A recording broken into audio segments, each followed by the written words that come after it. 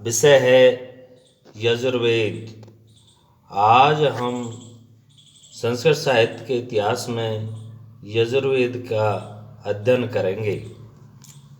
महर्षि पतंजलि ने महाभाष्य में यजुर्वेद की 11 शाखाओं का उल्लेख किया है।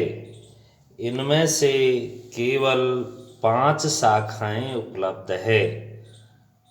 पहली काठक संहिता, दूसरी कपिस्थल कट संहिता, तीसरी मैत्रायणी संहिता, चौथी तैत्तिरीय संहिता, पांचवी वाजसनेयी संहिता। इसमें से प्रथम 4 संहिताएं कृष्ण यजुर्वेद से और अंतिम शुक्ल यजुर्वेद से संबंधित है। स्मरणीय है कि शुक्ल यजुर्वेद में केवल मंत्र पाठ दिया गया है, जबकि कृष्ण यजुर्वेद में मंत्रों के साथ साथ विचार विमर्श भी संप्राप्त है। यह उत्तरकालीन ब्राह्मण ग्रंथों का आधार माना जा सकता है। इनमें रहस्यात्मकता से संयुक्त प्रतीकात्मकता का भी अनुमान किया गया है। वाजसनेयी संहिता में 40 अध्याय है। इसके प्रथम तथा द्वितीय अध्याय में चंद्र दर्शन तथा पितृयज्ञ, तैत्तिरीय में अग्निहोत्र, चतुर्थ से अष्टम में सौम्य यज्ञ, नवम दसवम में सौम्य यज्ञ तथा राष्ट्रीय यज्ञ, 11वें से 18वें में अग्नि चयन, 19वें से 20वें में याज्ञिक विधान तथा 22वें से 25वें में अश्वमेध यज्ञ वर्णित है।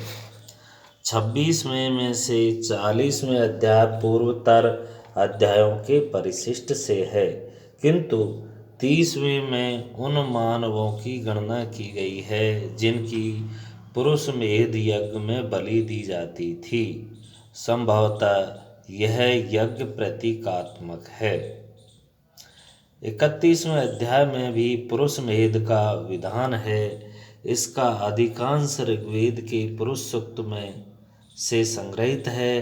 32वें में प्रजापति तथा आगे के 2 अध्यायों में सर्वमेध यज्ञ का विधान है। 35वें से शब्दात्मक में प्रजापति तथा आगे के 2 अध्यायों में सर्वमेध यज्ञ का विधान है।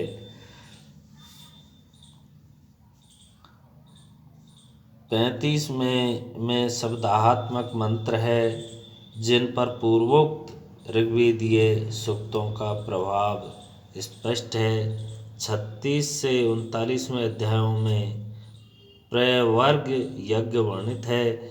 इसका 40वां अध्याय वस्तुतः ईशोपनिषद के नाम से प्रसिद्ध है।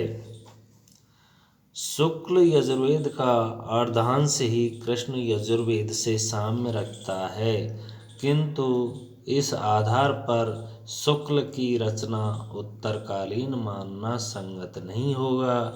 भारतीय परंपरा तो शुक्ल यजुर्वेद में व्यवस्था और कृष्ण में अव्यवस्था को स्वीकार करती है।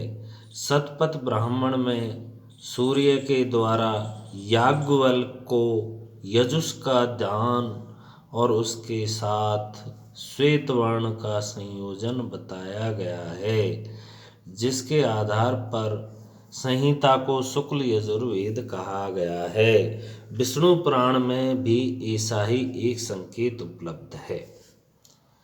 यजुर्वेद में पद्य व गद्य का सम्मिश्रण है, किंतु यजुष का प्रयोग केवल गद्य के लिए किया गया है। गद्य भाग में काव्यात्मक कर्ष भी संदृष्ट है। इसके पद्य भाग में ऋग्वेद के कई मंत्र यथावत लिए गए हैं। याज्ञिक कृत्यों की अनुकूलता को ध्यान में रखकर ऋग्वेदीय मंत्रों में कुछ परिवर्तन भी किया गया है। यजुर्वेद में देवी देवताओं की स्तुति भी मिलती है, किंतु कहीं कहीं संक्षेप में देवता के नाम के आगे स्वाहा मात्र जोड़ा गया है। यजमान पत्नी को रज्जू से बांधकर उस रज्जू को अदिति की मेखला बताना इसी प्रकार के स्तुति संक्षेप का द्योतक है। इसके 22वें अध्याय में अश्वमेध के प्रयोजन की सी स्पष्टता अन्य स्तुति परक मंत्रों में उपलब्ध न होने से अस्पष्टता आ गई है।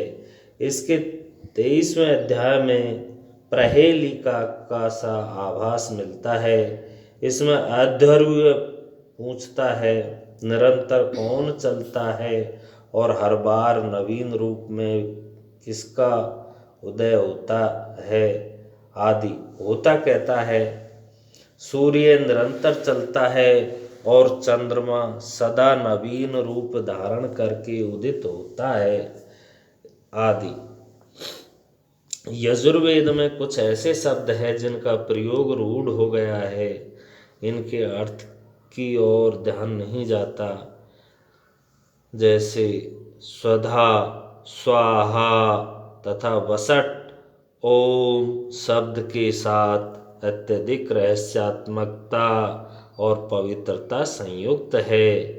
कभी तो यह मात्र हाँ का द्योतक है और कभी इस शब्द के द्वारा परमात्म तत्व का विस्तृत अर्थ ग्रहण किया जाता है। इसके अग्नि चयनात्मक अध्यायों में वेदिका के निर्माण में ईंटों की संख्या तथा निर्माण पद्धति का वर्णन भी रहस्यात्मक या प्रतीकात्मक समझा जाता है।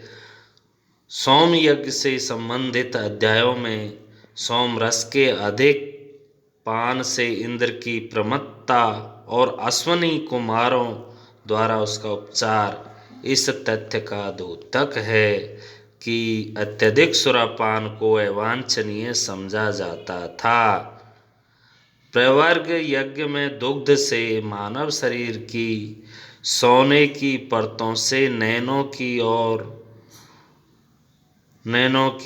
और अभी व इति आदि से मांस तथा रक्त नलिकाओं की कल्पना सृष्टि वर्णित है। वस्तुतः यह सर्जना कल्पना की उदात्तता को अभिव्यक्त करती है। इस प्रकार यजुर्वेद को याज्ञिक विधान तथा दर्शन